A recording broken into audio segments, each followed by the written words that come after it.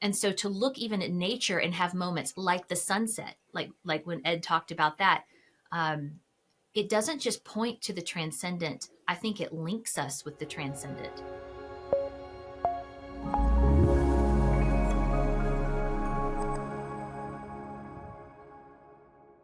So is it that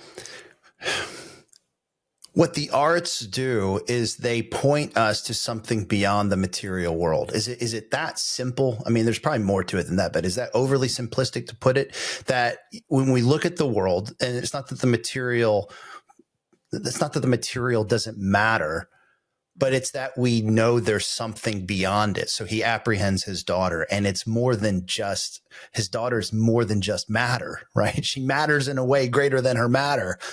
And it points to, so that the beholding of something where you perceive this beauty, it draws your mind and heart, your very being, to something beyond the material world, to something transcendent. Is that what we're saying here? That the arts, they don't ignore the material world, because of course you're beholding the material world, but there's something in it that you're being drawn past it in a sense.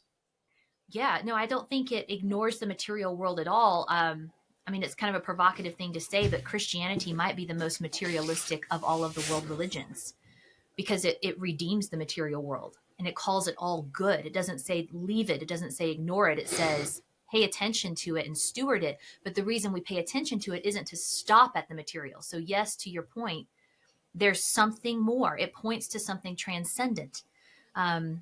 But it does more than just like, oh, there's something more. I think that great art, or those moments where we behold, and when I say great art, yes, we can talk about art as a vocation, but even just being in nature and beholding the art of the creator, right? The supreme artist.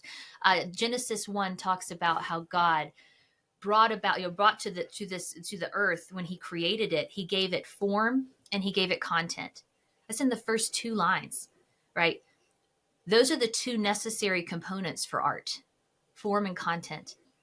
And so to look even at nature and have moments like the sunset, like when Ed talked about that, it doesn't just point to the transcendent. I think it links us with the transcendent. And I think that's important because we were made for goodness, truth, and beauty. And those are ultimately found in God. And he's relational.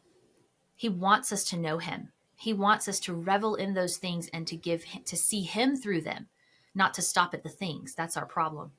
And because we were made with those things, going back to even a person, when we objectify a person, I'm thinking of one of my heroes, the philosopher Peter Kraft, and him talking about when you objectify a person, all you see are the limits.